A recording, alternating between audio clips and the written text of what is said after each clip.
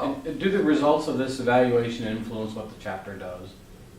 Oh. I mean, so, you know, you talked about, so I guess what I'm looking for is and I'm not monopolizing, I'm No, sorry. you're fine. I'm looking for connectedness between, between what the chapter is doing with what their strategic plan is. So for example, you mentioned that you have the scholarship plan, you have the database of graduating brothers, you have internship speakers, you have academic faculty banquet, you have studying and tutoring hours, but all these things, okay? Mm-hmm.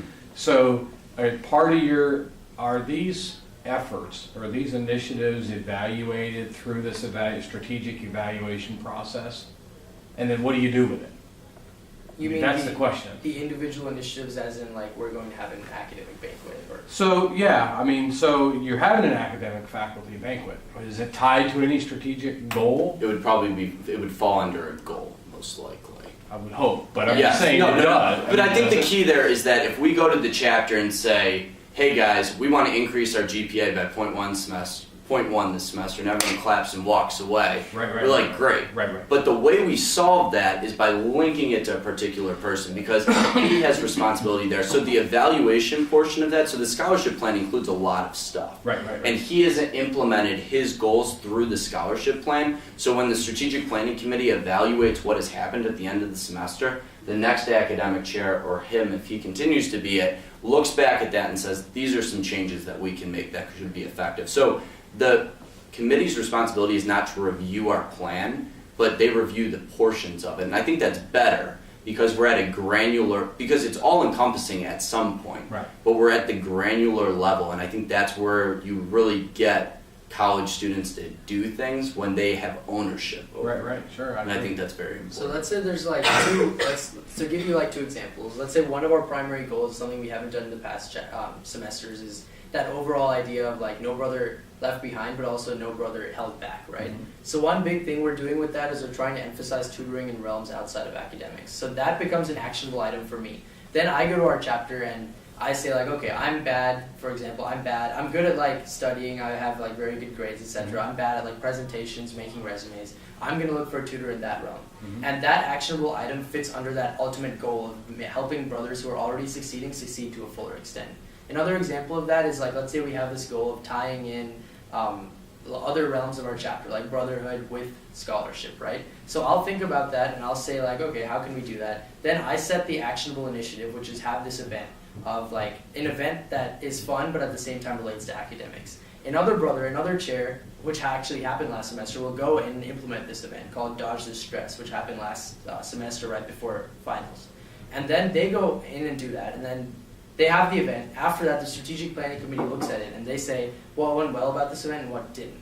Then the chapter after that, with the entire chapter, a member who doesn't hold any other leadership position will go to the chapter and say like, this is how this particular event ties into our values. Because it's one thing to have this fun event where we play dodgeball. It's another thing entirely to go into our chapter and discuss like, this is how it ties into our academic ideals and how we can use this to push ourselves forward in the realm of academics. Okay. So I think in summary, and I think to our chapter, it's really about pushing it down to that lowest level possible. So you have ultimate goals, but then pushing those individual goals onto one person or a committee or whatever it may be, so that people have, I think initiatives is a fantastic word for it. Because with initiative, that's how you get results. And I think that's why we've seen some of the results that we've had. I just have a question. This whole 4-pillar system on the scholarship plan, that is brand new, yes? Yeah, so I mean, I didn't like take this from the past. Right. Yeah. Brand new this semester. Yeah. Right. Okay. And yeah.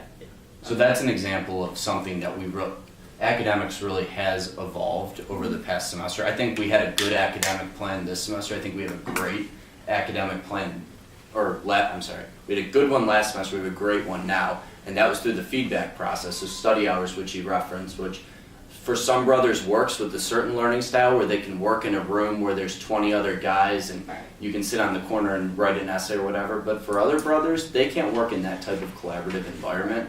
And what Rago has done is tried to figure out, okay, how are we going to appeal to every learning style within our academic plan? And I think that's where you start to see the pillars. And having brothers have the opportunity to speak in front of the chapter about something that they normally don't talk to a group of other guys about has been very helpful.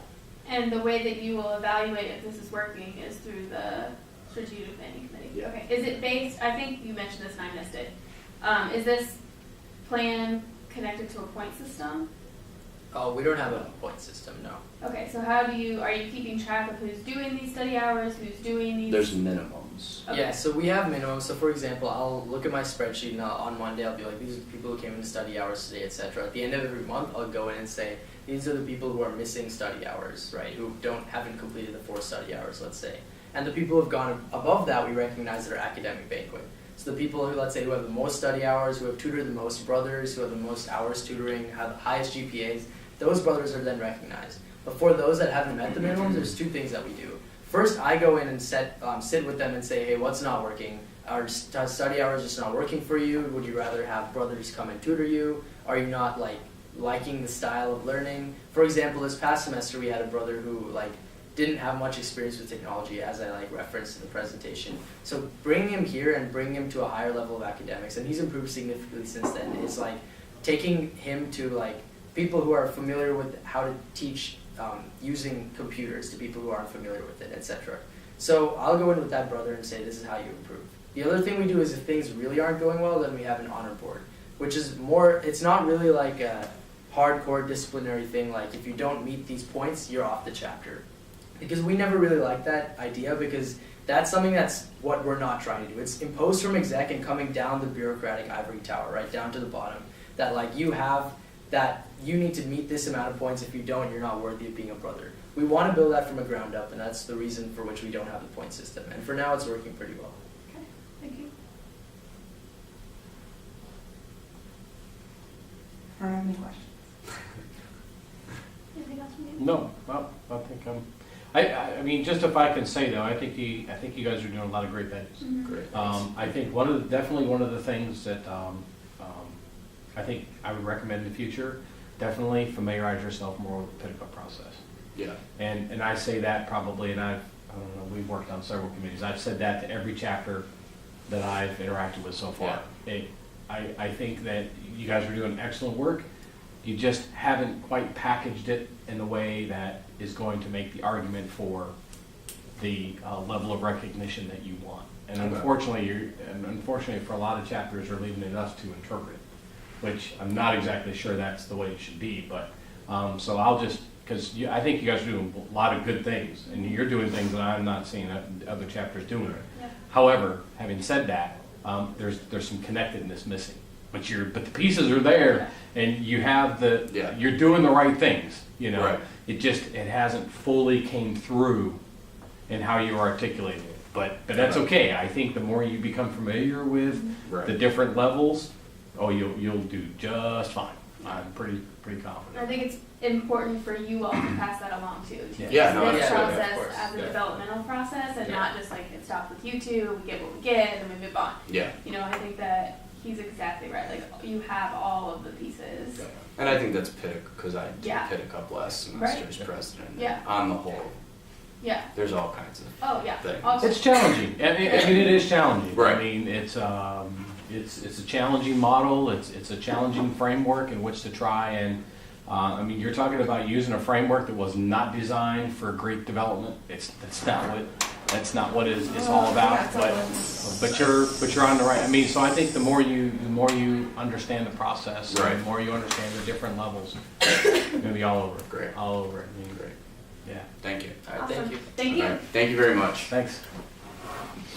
Is this yours?